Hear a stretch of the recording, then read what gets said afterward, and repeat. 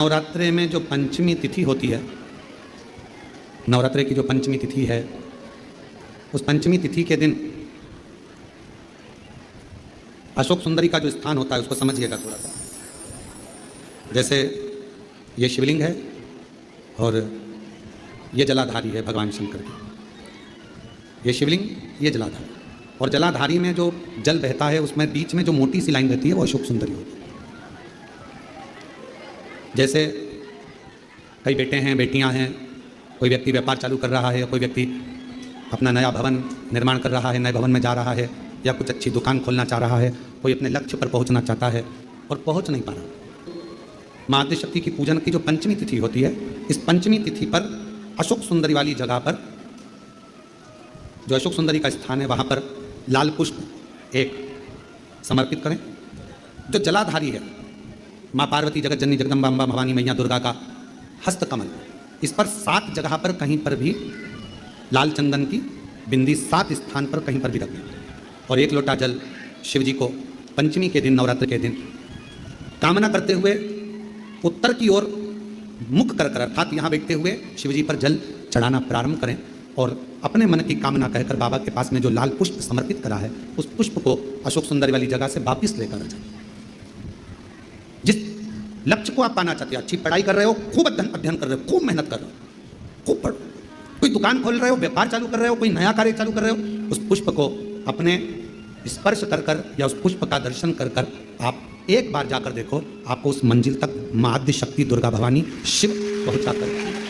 कितना भी अगर कोई वास्तु दोष बता दिया, पितृ दोष बता दिया, कालसर्प दोष बता दिया, कितना भी अगर कोई दोष बता दे, तो पीपल का जो जल वृक्ष में से झड़ता है, कभी कभी आप उसके नीचे हाथ रखकर देखना, थाली रखकर देखना, उसमें पत्थर पर देखना, तो वहां पर भी पानी के निशान आपको मिलेंगे, बूंद के निशान मिलेंगे। मात्र उस पीपल के वृक्ष के जल की एक बिंदी, एकमात्र बिंदी, शंकर भगवान का जो शिवलिंग है, जलाधारी है, चरण है, गणेश कार्तिक का स्थान है, अशोक सुंदरी का स्थान है, और प्रत्येक जलाधारी में से पानी बीच में से आकर नीचे की ओर गिरता, नीचे की ओर गिरता। आप लोगों के स्मरण में हमने पहले भी बताया कि राइट में किसका स्थान है? गणेश जी का, लेफ्ट में कार्तिक के, बीच में अशोक सुंदरी। ये क्या है? पार्वती जी का हस्त कमल शिवलिंग, और ऊपर से जो जल एक एक बूंद शंकर जी के शिवलिंग पर गिर रहा है, वो शंकर जी की 5 लड़कियां, जया, विषहरा, शामलीवारी, दौतली और देव, शंकर जी की 5 लड़कियों, एक एक बूंद पानी शिव जी पर गिरा। जहां जल नीचे गिरता है, उस स्थान से जहां तक जल बहकर जा रहा है, उस स्थान तक 33 कोटि देवताओं का स्थान, 33 कोटि देवताओं का स्थान। अब जहां पानी आया, जहां नीचे गिरा, उसके बीच में जो स्थान होता है, आप लोगों ने देखा है कि नहीं देखा? जिन्हें देखा है जरा हाथ उठाओ। ये पानी जैसे यहां तक आया और यहां के बाद नीचे गिरेगा, तब वो नाली के माध्यम से बाहर जाएगा। तो जितनी दूर यहां से वो नीचे की ओर जो गिर रहा है, यहां से वो नीचे की ओर जो पानी जा रहा है, ये जो स्थान होता है, ये हमारे 3 दोषों को निवारण तुरंत कर देता है। एक हमारा पितृदोष, एक हमारा कालसर्प दोष, और एक हमारा वास्तु दोष का निवारण ये तुरंत करता है। और ये तो हमने केवल आपको शिव महापुराण के माध्यम से बताया कि ये 3 दोष का निवारण कर देता है, पर यदि कभी आप ध्यान से लिंग पुराण को पढ़ेंगे, दुनिया के जितने दोष,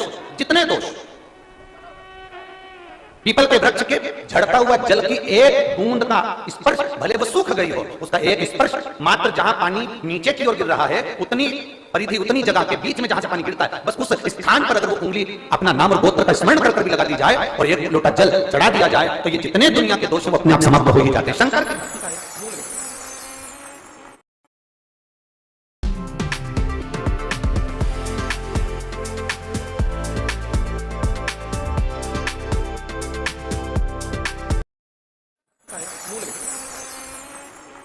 बोल बम का नारा है।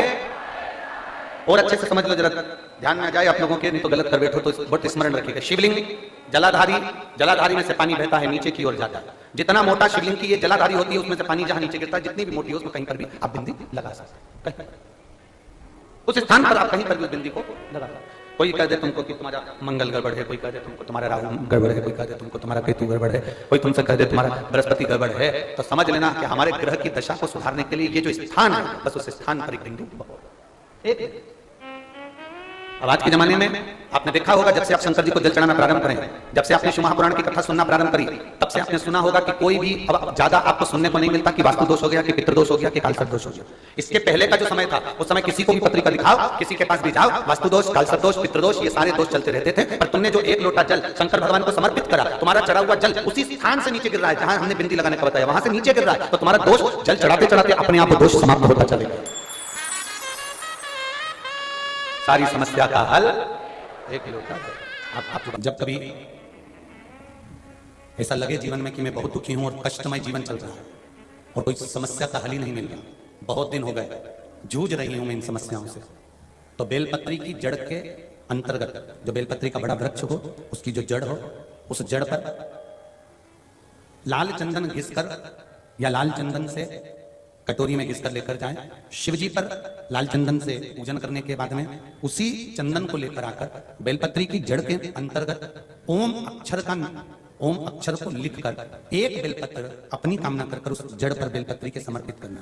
पहले कथा में कहा है कि बेलपत्री कोई साधारण सा वृक्ष नहीं है, इसको केवल साधारण मत मानना, ये कोई सादा सा वृक्ष नहीं है। बेलपत्री की जड़ में ओम शब्द लिखकर, अक्षर लिखकर, उस पर एक बेलपत्र समर्पित कर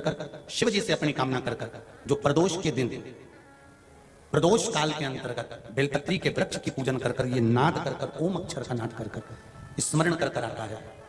ज्यादा से ज्यादा कहेंगे तो 4 दिन 5 दिन में या 6 दिन में मेरा देव अधिदेव महादेव जो समस्या और टेंशन जिंदगी में चल रहा होता है उससे थोड़ा बहुत तो निजात मेरा देव अधिदेव महादेव उसी समय करना प्रारंभ कर देता है। शिव कृपा होने लगता है।